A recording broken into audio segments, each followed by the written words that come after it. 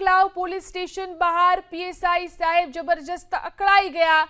બાળકી ઉપર દુષ્કર્મ અને હત્યાની ઘટનાના આરોપીને કડક સજા થાય તેવી માંગને લઈ અને નવાખલ ગામના રહીશો પોલીસ સ્ટેશન પહોંચ્યા હતા। આ સમયે ગ્રામજનોએ હોબાળો મચાવતા પીએસઆઈ સાહેબ ગુસ્સે થઈ ગયા। મહિલાઓ અંગે અયોગ્ય શબ્દોનો પ્રયોગ કર્યો।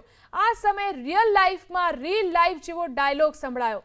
ગ્રામજનો હોબાળો મચાવતા હોવાથી પીએસઆઈએ ગામના સરપંચને ધમકાવ્યા। મહિલાઓ અને પ્રજાના પ્રતિનિધિ એવા સરપંચ સાથે પીએસઆઈના ઉદ્ધતાઈપૂર્વકનું વર્તન જોવા મળ્યું।